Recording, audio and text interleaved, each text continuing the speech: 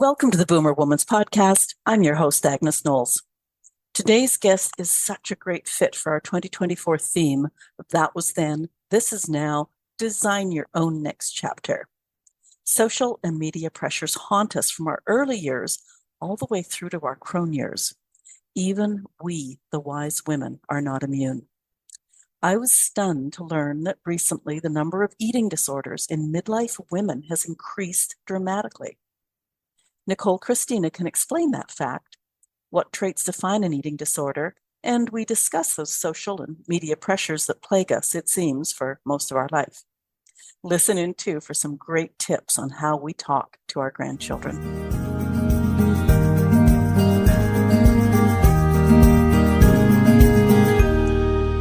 So, end of January already. Did you make any New Year's resolutions this year? Learn a new language? Finally organize all those photos on your computer? Lose some weight? That last one. I know a few women who have that on their list every year. I'm not sure why. If you haven't been able to do that any year for the last 10, chances are you need something new to focus on. Diets come and go with the tides, and some of them are pretty out there. We're mostly postmenopause. Weight gain and a whole bunch of other things aren't unexpected.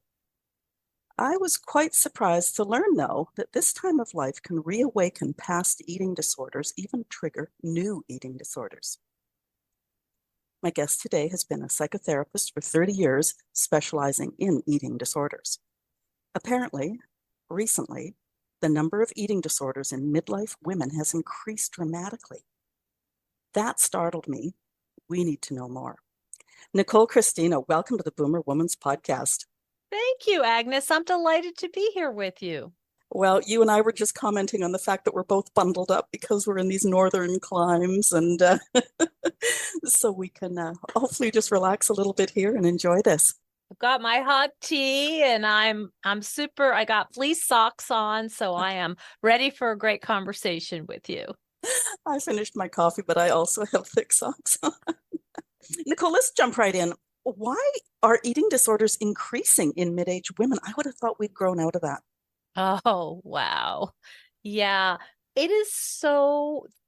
I use the word overdetermined. There's so many reasons, and I think they'll make sense to you as I start listing them. There's so much change and adjustment and transition and loss, frankly, in this time of life. It's kind of like, adolescence except 2.0, right? I mean, it's a whole shift in identity, and that can be extremely unsettling. And there are a lot of other factors. Let me just throw a couple out there that make midlife a prime time for people to develop eating disorders. We are kind of hitting the head with the fact that this party is going to end. And so we are starting to think about our mortality, particularly if we're caregiving, older folk, our parents. It's hard to deny that once our parents leave this earth, we are up next. And we live in a grief illiterate society. We don't really speak a lot about grief and mortality, especially Americans. We just don't like that kind of downer conversation. And so we don't have a good place to process that. But eating disorders gives us this sort of safe container to focus on and to make everything kind of measurable and clear. And so if we're having anxieties about our loved ones aging, our own aging, our partner's aging, gray divorce, these kinds of things, other kinds of losses and adjustments, it is so, I mean, in some perverse way, it's a really elegant solution to make everything manageable. And, I think nobody wakes up in the morning and says, I know, I'm going to have an eating disorder. It's just something that kind of sneaks in, and you're the boss of the diet at first, and And then the diet or the exercise routine becomes the boss of you. I think it's really helpful to think about this in compassionate terms, that people are trying their best. This does work. It just has horrible consequences. So it does help you feel more safe. It does help you feel more in control. It does give you some container to kind of put your worries. The problem is, it is the most lethal of any psychiatric diagnosis, and it just wreaks havoc on our mental health, our physical health, and our relationships. The other just little bit I'll put in there is if you happen to have a daughter or a granddaughter, as we're aging, our daughters are in their full bloom. Their skin looks beautiful. They're in their prime fertility, time. At the exact same time, we may be going through menopause or postmenopause, and we're saying, oh, that's what they mean when they say crepey skin. Oh, that's, okay, now I'm understanding the peach fuzz all over the face, or the menopause middle. So it's a terrible timing, but it can really lead to women. I mostly work with women saying, oh boy, it is time to do something drastic. And of course, we know that there's a lot of lovely feedback to be had when women might lose weight in the beginning, of course, and then they'll get this feedback like, you look great. What are you doing? What's the diet? Tell me their secret. Who does not want to be celebrated and sort of fawned over at this age when oftentimes we can feel pretty invisible? So there's so many reasons. And I sometimes think it's astonishing that we don't all have eating disorders, and we live in an Instagram culture. So, enough said.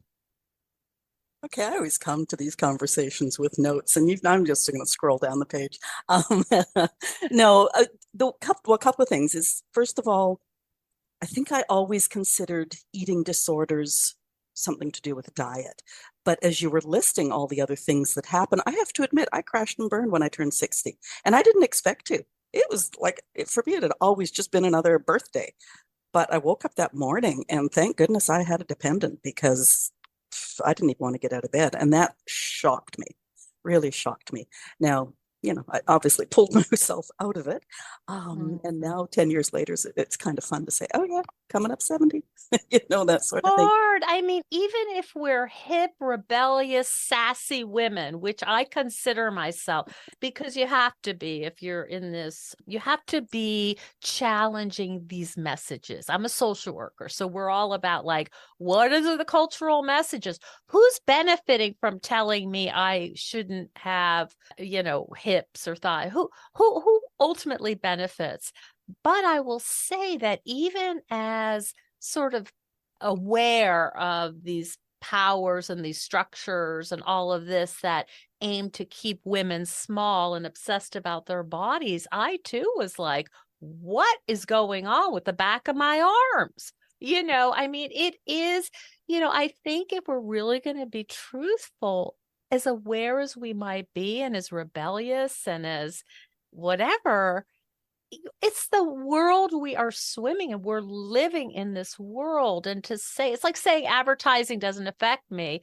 Well, really? Because first of all, you're wearing a Gap t-shirt. Second of all, if it didn't work, companies would not spend millions and millions of dollars. So we try to be exempt, but unfortunately, we're humans and we're also marinating in all of this messaging. Well, I used to say that if I didn't look like Jane Fonda at 18, chances were I wasn't going to look like Jane Fonda at age 50 or 70. But you're saying all that social pressure is still there. Oh, it really is. I mean, Jane Fonda, I don't know if you've seen her recently, but she looks like a doll. She's had so much work and she's had her own struggles with eating disorders.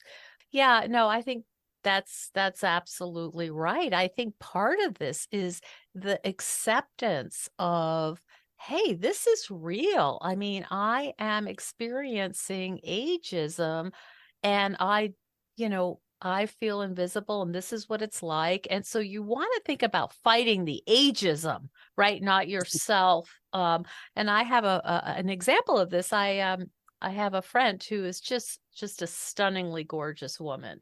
I don't know if you remember Isabella Rossellini, but that's what she used to look like. She got a lot of attention because she's just a beauty. Well, as she aged, she found that she was not getting attention for her looks anymore. And she found herself in the grocery store. She sort of noticed that this gentleman was flirting with her, and she thought, wow, boy, do I miss this. This is the best. Kind of catching the eye, kind of flirting, kind of smile. She said, this is wonderful. Until she realized it was actually the woman behind her. And it was, she was not in the picture at all. And for women, and I think for men too, but for women who have had a lot of attention from their physical appearance, this could be a much greater loss than regular people who have developed other skills and talents and feel confident about other abilities. But if you've been a beauty in sort of standards, the usual standards of symmetry and all this stuff, and you lose that, that is a tremendous loss. And I see that with my clients. Hmm. I guess I think of people, I mean, some of the most amazing women out there, if you're looking at the public eye, Judi Dench, Maggie Smith, Candice Bergen, Whoopi Goldberg, they've all gotten thicker as they've aged. And yet we seem to ignore them and still focus on the genetically or cosmetically lean women. Mm-hmm. Ageism. Yeah, Yeah. I mean it's lookism, it's ageism, it's all of that. I mean, we are and social media has made it so much worse. If you read any of these articles now that are coming out about what it's like to be a teenage girl, I for one, it was bad enough when I was coming up, but it's so difficult and stressful, and it's just so toxic now with this is, with TikTok, this is what you should be looking at. This is how you should be. I mean, you see these girls, and I know it's the style, but I was in a department store, getting some stupid thing, cleaning or whatever. And I saw this girl, she was sitting kind of squatting down, looking at something, a young girl with false eyelashes. I'm like, you're putting glue on your eyes for what?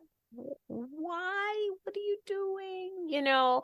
So there is this formula of what is attractive, and the girls, of course, want to follow it. I mean, I remember when I was in high school, everyone needed to have Adidas, right? And so they were more expensive than the regular. And I begged and begged and begged. I have to have Adidas. Well, that's a little thing compared to I have to have cheekbones that look like this, or long hair, or weigh a certain amount, or, it's never ending. You and I, before we hit record, we're talking about the number of episodes we have on our respective podcasts. And I will admit that sometimes I will bring a guest on who, it doesn't really pertain to us boomer women. To us boomer women. I had to think about the grammatical correctness there. And yet it could pertain to either our daughters or our granddaughters. And we need to be prepared. We need to know how to recognize something and then what to say to help and not make it worse. That's such a great point. And it's so touchy. And I'll give you an example. If you say to a woman in recovery, you look healthy, you might as well say you look like a fatso. because healthy is not what they want to hear. Or you look like oh gosh, you look so much better. You gained a few pounds back. Terrible. And it doesn't make sense to us. Like, no, I'm complimenting you. You were looking so awful. And, so we don't want to go in that direction. What I would do, just generally, is you focus on what they can do, not what they look like. So you were so clever in figuring out that problem, or you can do a Sudoku. I could literally not do a Sudoku if my life depended on it. Or that was ingenious, or that was clever, that was funny. So, with boys, we always say, oh, wow, you can run really fast in those new sneakers. And we say, oh, honey, your hair looks so pretty. I think just being mindful of, is this about the daughter or granddaughter? Is this about her appearance or her character? And so, saying things like, boy, you really stuck it out, even though you were frustrated, you go, those are the kind of things that kind of help a girl develop a sense of identity that is around her skills and her talents and her gifts, not whether she is an adornment for somebody. Oh, Does that make absolutely. sense? And as you said that, I went, oh my God, yeah, people really do that. Yeah. You're so pretty, or you're so cute, or your hair looks, or that dress is so pretty. Okay, so my mom or my dad put me in that says nothing about me. You could say like, you've got a lot of energy, or you're a great, whatever. You know how to be with your animal. You're really gentle with your puppy, and that's a very different kind of feedback. And I think it's, for all of us, when we see, I remember a story about this woman who had written a book, and now I'm forgetting all the details, but it was like, the goal of her life. And it was a very well received book, super smart. She gets off the stage, she presents it, and all people want to talk about is, you've lost a lot of weight. And it was heartbreaking. She just thought, I can't even have this conversation. It's so devastating to see it so clearly like that. That's what I want to talk about. That's what I want to know about. That's what's most important. Yeah, years ago, I had a wellness business, and I did have someone come to me with eating disorders. She would purge. She was also anorexic, sort of all over the map, excessive Sure. exercising. And Yeah. it came as a real jolt to me that I could not, as much time and energy as I spent thinking about her, our logic was miles apart, poles apart. There's Yeah. no Well, logic. not as No, well, there's there no was to her, logic. but Right. It's her own, but no, not for but you'll be us. also pleased to know I told her to stay with her psychologist, because I wasn't qualified to go there. I just didn't know how to handle it. And hearing you speak, it was like, yeah, I wouldn't have known how to handle it for sure. It's very dangerous, and I always have a nutrition dietitian and the physician on board, because they need to have weigh-ins, they need to have their blood pressure monitored, they need to have their heart monitored. This is, we can get pretty scary pretty fast. And I think that was really smart of you to say, this isn't what I'm trained for. But maybe after some recovery, you can come back. Let's back up the bus a little bit. Give us well, if there is a definition, what is an eating disorder? What qualifies as an eating disorder? Well, there's several types of eating disorders, and I think it would bore you to tears for me to just recount them, like 2 times a week, this many calories, da, da, da. But let's just do this. Let's say the way I think about it is, how much time are you spending on something that has to do with eating, food, your body? How anxious are you about what you've eaten and what you're going to eat, what you should have eaten? how much room in your brain? And a really good example is, over the holidays, are you really having anxiety about sitting down at the family table because you may not have a chance to run, a bunch to compensate? What if people see you eating? I see it. It's really about uh your resources, your internal resources. How much time are you spending? Is this getting in the way of you doing things? And here's some examples. Can't go with my lovely girlfriends to have a lunch out because I don't want to eat from the menu because I don't know what they fry their chicken in. I don't know, and it might be something that's on the off list. And so we were cutting off some social stuff. Can't go to the beach with my girlfriends or my family because I'm not going to be seen in a bathing suit. So these are the kinds of things. And if it gets really severe, if we're having problems with bulimia and purging, can't go to that restaurant because that bathroom is not private and I can't throw up without being detected. So it really starts to shape how you relate with the world. Can't host Thanksgiving this year because I don't want to be around that many desserts. I know that I'll lose control and have a piece of pie. So we can't have Thanksgiving at our house this year, but we have it every year, and we have the biggest house and the biggest table. I can't do it. We're going to have to, do something else.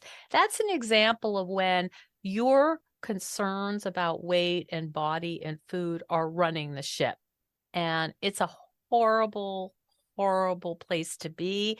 And I still haven't learned how to tactfully answer when somebody on a plane or whatever will say, what do you do? And I say, specializing. Oh, I wish I had an eating disorder. I still haven't learned how to field that in a way that's not snotty because I say, no, you don't. I mean, it is hell. And, you have these lovely, talented women saying, I know I just won an award for my poetry, but I had a donut this morning and I can't stop thinking about it. I was so bad. And I think, wow, what a prison. I'll add, yeah, a little story to that. When I had my wellness business, I was also doing grocery store tours and for a local chain. Oh, cool. And the number of times that I'd be in picking up my own groceries and I'd bump into somebody who'd been on a tour and they'd go like, oh, Agnes, I never buy chocolate bars except today I bought this chocolate bar. And I'd go like, Like you're the well, and I'd say police. that like, oh, is that like, hi, Agnes, how are you doing? Like I'm looking at you, not your cart, first of all, but I really hope you enjoy that chocolate bar. And I hope you taste it and delight in it and buy the best quality chocolate that you can afford. And it is a lovely, I mean, who wants to live without Well, chocolate? those I are don't. exactly the words I would use for both chocolate and cheese.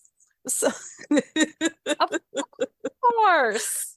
And it's so funny. I think about Janine Roth, who's a writer, and many of your listeners may have heard about her. And she talks about, like, listen, at some point, you are not going to want to eat any more Ben and Jerry's. It just doesn't taste good. It doesn't feel good. There is a limit to how much cheese your body is going to agree to. Same with chocolate. I mean, you'll get kind of heartburn and acidity. It's delicious. And then, something more savory is going to be much more appealing. It has a place. just thinking about your conversations on airplanes, etc. I do want to circle back to maybe this is a good response for you. At the very beginning, you said it's the most lethal form of. Yes. Can you go there? Can you touch on that for just a moment? Because I would have thought More people die of eating disorders than any other, mental disorder, period. that is absolutely shocking. And why is that not getting the press? I don't know. I mean, that's a well-known fact. That's why it's not that easy to find clinicians who want to treat eating disorders. When I do collaborations with nutritionists and doctors, it's often not compensated. So it's a lot of time and energy and, frankly, worry.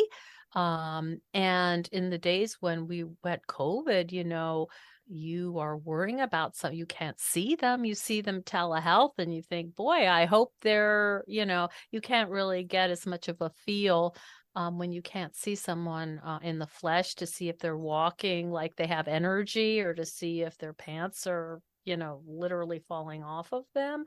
That's well known. And unfortunately, some of those are suicides because as I noted earlier, it's a horrible, horrible way to live. And once it's entrenched, it's pretty tough, to get out from under. Many people with eating disorders also have a trauma history. So, that's an important part of the treatment. Many have been sexually abused. That's another part of the treatment. And you can imagine if you have been a victim having a trauma to your body, why it might feel really good to say, I'm going to have control of my body. I'm not having white sugar. I'm not having white flour. I'm only eating steamed organic vegetables. There's this kind of almost like a purification. So it's quite complicated and it's quite heartbreaking and it's not easily treated. So, clinicians don't often jump into it as sort of their first choice. Maybe I'm just, I went to a grad school that was very women focused, and I'm a social worker, as I said, and it's all about what are the messages that we are given, and that really fit for me. I think we all know people who never touch white sugar, will not eat anything that's white, basically a white carbohydrate. Mm-hmm. How fine is the line between being a little OCD about things and an actual eating Mm-hmm. disorder? Yeah, and I'm going to go back at the risk of sort of beating the dead horse. Is it making you drive 90 miles out of your way because the restaurant that your family wants to go to uses white flour in there?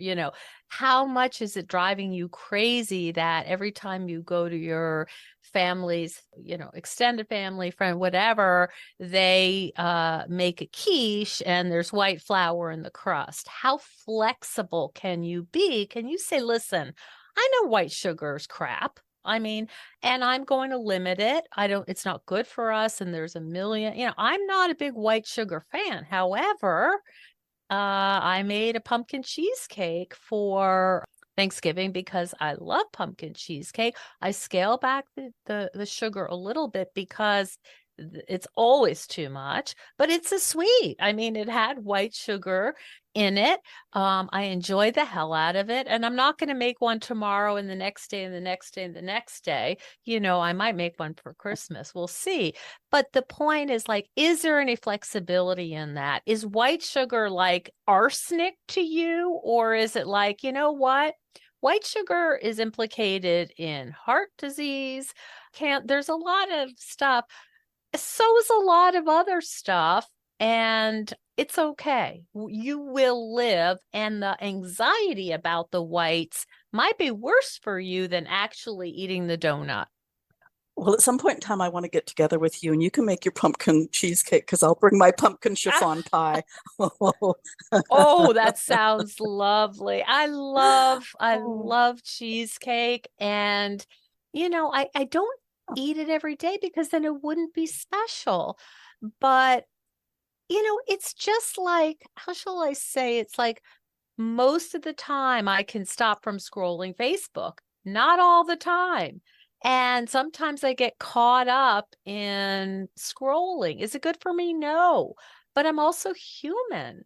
And I think if we put these crazy limits, and then we fall off, what happens then? We hate ourselves. We say we're failures. That just doesn't make sense, and it's not sustainable. So I'm a big fan of Kristen Neff and her self-compassion theory about, yeah, that wasn't a great choice. I'm not going to have, like, let's just say you had cotton candy at a fair. So, yeah, that's not great. My teeth don't like that. I probably won't do that for a while. But it's not like now it's a federal case and I'm a sinner because I had sugar. It just doesn't work. Beating ourselves mercilessly, it's just not a productive way to change behavior. When you said cotton candy, my teeth went. I know I haven't had cotton candy in a long time, but my son Oh. used to like it. Yeah, no, that's not for me. That's not. But like they're having this little Oh, sweet thing in my town today where we're gonna walk around. I know there are gonna be luxury foods and goodies and sweets, and I just don't want to live my life saying, I'm sorry, I don't eat white sugar. So am I going to eat the whole pie? No, but whatever they're serving, I'll eat. And I played tennis last night, so it all kind of evens out. It's fine. trying to be normal. Trying to be normal. Okay, so if a woman does seriously feel that she needs to lose some weight, is there ever Hmm.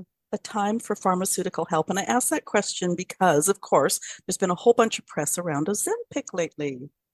Oh, has there ever? I just put up a podcast Oh, about okay. Ozempic.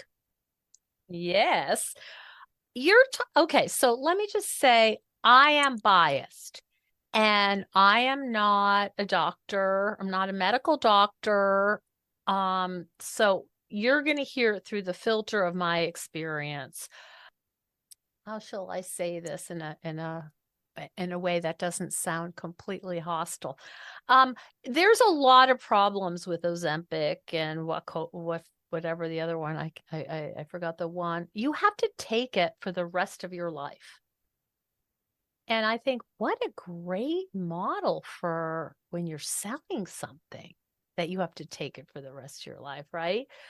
And when I talk to my guest, who's an expert in nutrition, especially around midlife women, she said that the amount that you lose is equal to the amount you would naturally lose if you cut out processed foods. So I'm not a big fan of pharma. I think some people need antidepressants that some people do need that. It's helpful. Thank goodness it's there. But it is absolutely overused. It's hugely a money maker. And I have real problems with that. So I guess I would just say if you think that you need Ozempic or your doctor recommends it, I would just do your due diligence. And also the side effects are horrible. There's nausea, there's vomiting, there's diarrhea, you're poking yourself in the stomach. I mean, it is not pretty. So, I can't speak for people who are pre-diabetic or diabetic and who need to lose weight, and that's the only way. But boy, it is just being sold to the masses, and I have a real problem with that. I think we need to look at our food system, which is completely corrupt, and really start thinking about what are the simple and nutritious foods I can eat that I can prepare without having to do anything too fancy. Let's try that first. Let's get a little healthy movement in. It doesn't have to be a marathon. It can be, just I call it an aesthetic walk. Um, let's try like the wholesome things first before we start getting into meds. My opinion, and the opinion of people who that I know who are study this. Okay, so I'm going to go from pharma to there's an app for that. How do you feel about the apps that are out there that track your exercise? They track what you eat, they track your heart rate. There's Fitbits, there's Apple Watches. I don't know how many other things there are out there. I kid my husband. He has a one of those, and he says, "Oh, my Fitbit told me I slept well." And I'm like, "If I told you that you slept poorly, you know, who would you believe?" Like, don't you know that? Isn't that something you can feel without? I don't know. I sort of get a little bit sassy about it. I am not one, I'm training to take a very long walk in Spain with my tennis friends. We're going to walk part of the Camino, and I'm frightened because it is a long day and I'm a walker. So, what I will do is check after I do a nice hike, I'll check my Yeah. mileage just because I'm trying to gain mileage slowly. Again, back to how much is it, running your life. I mean, I have a friend who will take a walk in the woods. I live in a really beautiful part of the country, and she's always like, okay, a mile. Okay, we've done, okay, 5,000 steps. Okay. And I'm like, I'm looking at the birds here. Why don't you get on your Merlin app and tell me what the birds are that we're hearing? I don't find that to be health promoting. Again, it's that rabbit hole of obsession. And does that mean that if I only walk 2,500 steps, I'm a loser? What does this mean to you? And again, if you didn't have your Apple Watch or your Fitbit, would you be able to enjoy your walk? And I'm a big proponent of walking in nature, breathing, and reminding yourself where you are and being present with nature, beauty, your dog chasing a squirrel, whatever. I saw something in the New York Times that cracked me up the other day. It said, this is a new thing, silent walking, meaning you don't have your AirPods in I'm like, that's a new thing? That's what I always so that's what it's nature's very healing, being outside's very healing. And so again, it's like, is it in charge of you, or are you, I mean, it's really cool. Some of the information, I guess, has helped people. If they've been having a heart attack, it calls 911 and all this stuff, or that if your gait is uneven, it says maybe you've had a stroke. Use that sparingly and thoughtfully. That's I guess my best advice, and do things that bring meaning and purpose and joy in your life. That's really healing. Happy people are more healthy. You reminded me of my every Saturday morning because there's a group of four of us that climb. Well, we call it a mount. It's called Mount, but it's not. It's only 1,500 meters, a kilometer and a half, but it's quite steep, and it is a road, so that helps. It's not a trail, and there's well, the two fellows actually, they have their timer and they're on a mission, and the other woman and I, we say, go for it. If we keep up, we keep up. If we stop and admire all the ferns out in the forest, that's what we're going to do. And just wait for us at the top. Beautiful. And I told my women friends, my tennis friends, and they're like hyper athletic. I said, we're all going to the same B&B. I'm going to be bringing up the rear. I'll meet you there. Yeah. Yeah, it's exactly.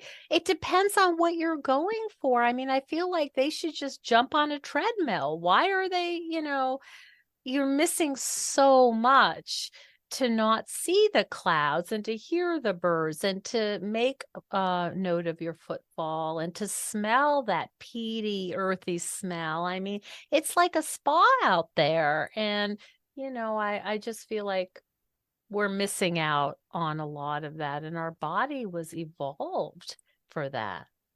We could flog that one to death, that's for sure. Okay, so let's look at menopause. A woman is in her late 50s, maybe older. She knows Yep. she's gained Yep. 15, 20 pounds. We're going to say she's healthy, so her heart health, her strength, her stamina. What should she do? Should she do anything about the weight? Ooh, I love it when I make a guest pause to figure out. Yeah, it's not often that I'm speechless. I don't think you should never want to lose weight. I mean, for example, I'm a tennis player, and when I'm lighter, I get around the court better, and my knees are happier. So I don't think it's like, oh, never, do that. But there are ways to do it. And it's the theme of our discussion here. The first thing is you've got to cut out the processed foods. And I think for most of us who live in this world, that will be really helpful. I was talking to this nutritionist who said it's not that we're not overnourished, we're undernourished. So that, I would really focus on delicious foods that are healthful, like, I made a turkey soup from the Thanksgiving carcass, and I put, yummy stuff in it, and it has collagen and all the veggies and all that good stuff, to focus on what's really delicious fuel for you, and to leave out the stuff that is cooked in really cheap oils, like the soybean oil, the grapes, any seed oil. We know we're in trouble. So I would focus on, the healthy fats and all that, and then see where you land. Because otherwise, the next step would be restricting, and that will, that causes problems, and it makes people grouchy because they're hungry, or maybe they haven't had enough fat, so now all of a sudden their hair's kind of dry and their skin's dry, and all of this. So I think there are things that you can do if you want to drop weight, but there are things that are good for you overall. And from my experience and from interviewing dietitians and knowing dietitians, it's really about focusing on anti-inflammatory, really delicious, fresh foods. All right, you make it sound doable. I won't say easy, it's doable. It's got to be delicious. I had this client once, and I always use this example because it just cracked me up. And she belonged to one of these like Sam's Clubs or BJ's. I don't know if you have that in Canada, but these enormous, and everything's, huge, huge, huge quantities. And she said, oh, yeah, I went to Sam's Club and got my case of Greek yogurt. And I don't know, I was a little distracted. And she said, yeah, there's like 50 containers, and I got my yogurt. And I just sort of offhandedly said, oh, boy, you must really like Greek yogurt. She said, no, I hate it. She said, but it's got a lot of protein and it's good for me. And there's a lot of stuff out there that has protein that you don't have to eat something you hate. It's supposed to be satisfying. Find something that's delicious. Eat some nice smoked salmon. So I just thought that was such a great example of like trying to override our senses to eat something that's good for us. And, I just, I would ask yourself, what are the foods that you love? What are the fresh foods? And then really focus on those, eating healthy fats, your avocados, your olive oil, and to get rid of the garbage oils would be a really great first step. I'm going to go totally out into left field here too and say that out of 50 containers of Greek yogurt that she got at a greatly reduced price because she was at Sam's Club, how much of that will she throw out, which is wasting money, and we won't discuss the environment, that she could have bought something that she preferred in a smaller quantity that she would eat all of. And absolutely. Absolutely. What's it say to yourself about, so you're eating something you hate? It's like, there was a time when cod liver oil, I guess that's back now, but like, no, it's good for you. Well, there's a lot of stuff that's good for you. Can we do something can we make this beautiful and delicious and nourishing? Why do we have to make it painful? There's enough pain in the world. I want something beautiful and bright and colorful. I don't want McDonald's that's all beige, salty, and it just doesn't taste like food. So that's kind of my thing. I talk about, like, I interviewed Evelyn Tribole, and she is the queen of intuitive eating, and she was such a hoot because you get her on diets and you can see the smoke blowing out of her ears. She said she had gone to give a keynote up in like Iowa or something, and they had a very famous bakery there. And so she decided after she gave her talk, she was spying this like carrot muffin or something. So she just cleared everything, no computer, no book. She got this gorgeous looking cupcake or muffin, and she had her coffee with her, and she just enjoyed the hell out of it. And that means you don't want 10 more, right? Because you're sated. You're like, that was delicious. Next thing, now it's time for me to watch a movie, go for a walk, read a book, whatever. So she fully immersed. She goes, don't even bother me. I'm eating my cupcake. No phone calls, no nothing. She just wanted to enjoy every mouthful of this artfully made cupcake, and it was delightful. And then so no, now she's not saying, oh, I ate a cupcake, oh, she really enjoyed it. And then she went on with her life, and I just was imagining her at this bakery, like, don't talk to me, I'm eating my cupcake. Okay, I do have one more question, but you've just allowed me to beautifully segue into the fact that you are the online face of Zestful Aging. I think you've just been telling us what Zestful Aging is. Is there anything more to say? Oh, people love the story of hunting pythons. Did you see Oh, that one in the Everglades? Oh, I'll just tell you really briefly because it's in a lot of my interviews. I went to play tennis in the senior games in Florida, and I decided that I had followed this woman who's in her early 60s, grew up in the Everglades, and was heartbroken because these invasive pythons were eating all the mammals. And I mean all of them, like 99%. They have no predators. They're huge. And they're just destroying the ecosystem. And she's very environmentally minded. And I asked her if I could shadow her going into the Everglades at midnight hunting pythons. I'm seeing your no. expression, Oh Agnes. my. You're like, what is wrong with you? I can't explain it. I just was an adventurer, and I was so taken by her. Anytime you see a PBS nature documentary, Donna Khalil is the face of women going into the she pulls them out. Some of these are 18 feet long. They are constrictors, but they have teeth. So if she doesn't get them quite right, they bite her. And there's Facebook pictures of her with blood coming down. And I'm like, oh, Donna, you are just such a badass. So after my tennis, which I failed miserably at because it was like 95 degrees, I was just trying not to faint. I drove down to the Everglades, and I went with her. You have to go at midnight because that's when the snakes come out. And I stood behind, she has an SUV that she's decked out. And so it was this huge lamp looking for snakes, and it was quite a rough road. So I was getting, had bruises all over my hips. That they had just made it, so we didn't see any pythons, but we did see other snakes, and the night hawks are flying. I mean, it was an amazing experience.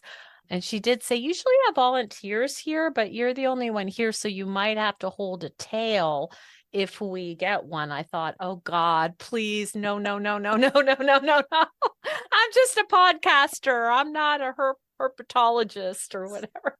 So that's kind of my most dramatic, zestful, crazy thing. But I feel like time is ticking, time is precious, and I just want to live and do things that challenge me, not in a way like I'm not a skydiver, I'm not a scuba diver, but there are things that I'm interested in pushing myself to try, like walking on the Camino, which I'm afraid of. It's 15 miles a day. I'm it's going to be hard. But that's kind of my thing, is to really try to be curious, be engaged, and live, so I don't have regrets at the end saying I should have done that, I should have gone there, I should have, learned about that.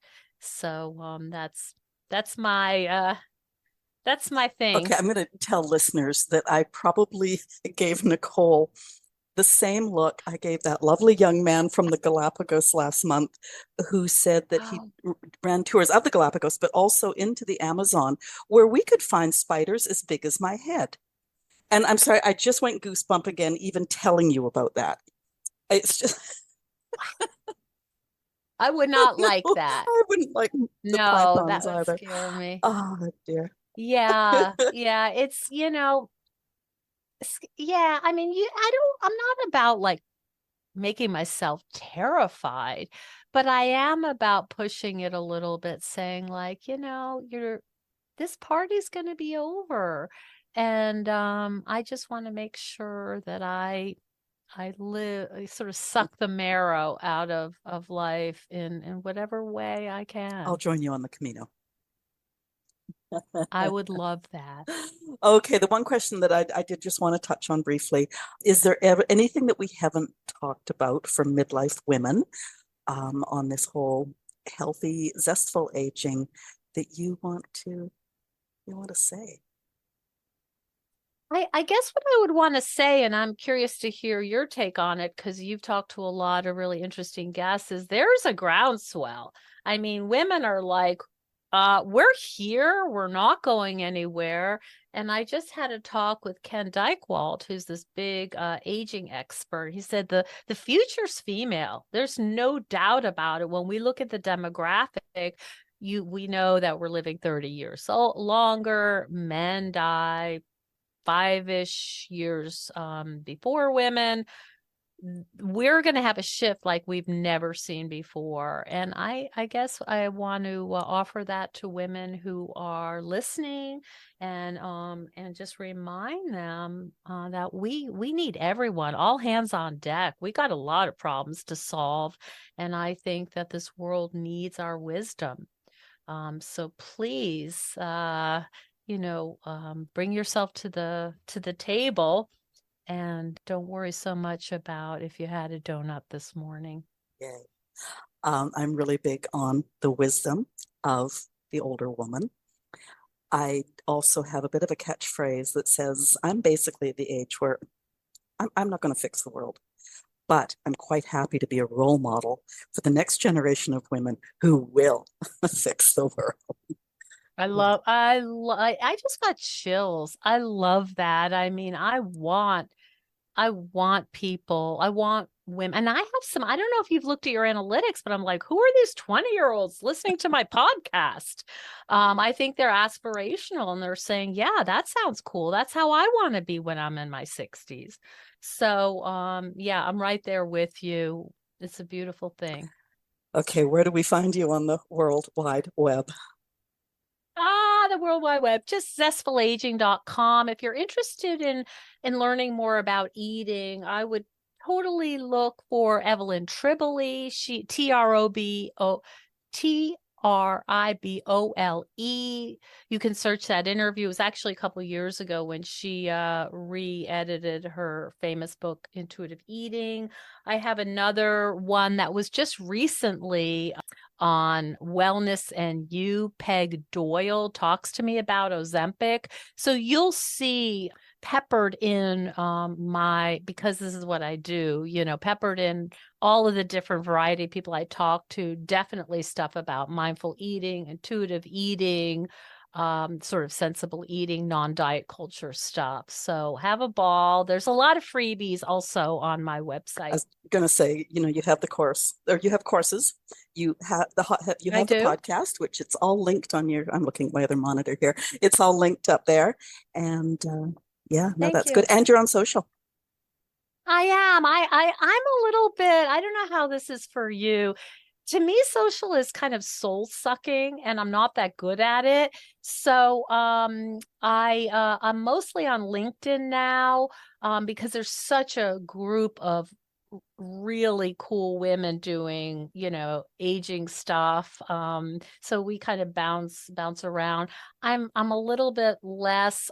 I mean, I'm on Facebook and Instagram, but I'm not one of these people who posts, 6 times a day. It's just not. It just sucks my. Yeah, I can't do it. I'd rather take a walk. We have that in common too. There we go. Yay! And pumpkin There we go. desserts. Before we close, the pumpkin desserts aren't personal enough. May I ask you a personal question? Of course. On your About page, you're giving treats to an Yeah. interesting beast with a pink halter.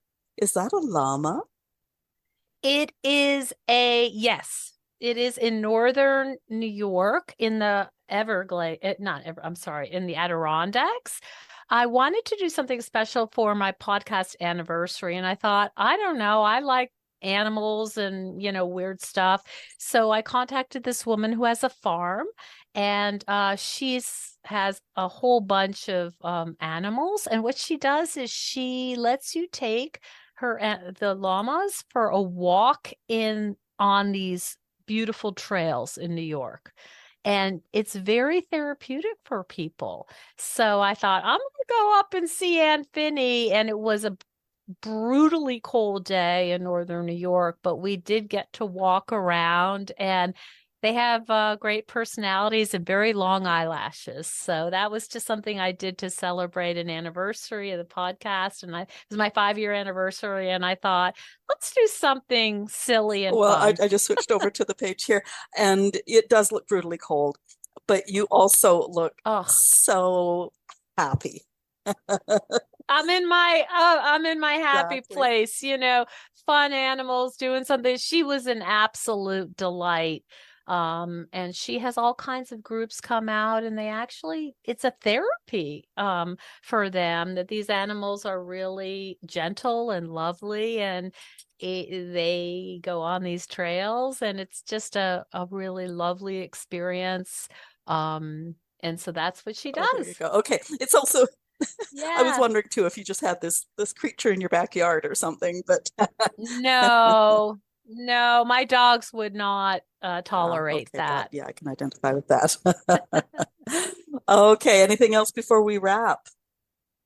It's just been such a pleasure speaking with you, Agnes. I feel we're very like-minded, and I just really appreciate the chance to visit with you today and speak with your Well, thank audience. you.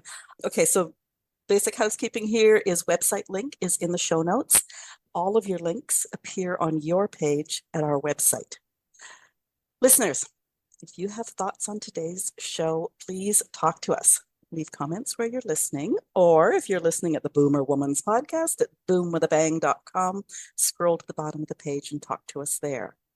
Or what question did I not ask Nicole? Ask it in the comments and I'll get you an answer. The usual, leave stars and reviews where you can. They help us grow. And share this episode. If you're like me, you haven't considered the fact that another mid-aged woman could have an eating disorder. And the fact that eating disorders are lethal, like especially that lethal, that stunned me. Anyways, this conversation with Nicole could well be just what your friend needs right now. Nicole, Christina, thank you for being my guest today and opening our eyes to a potentially dangerous habit, and for your encouragement to live zestfully. My pleasure. Have a great rest of week.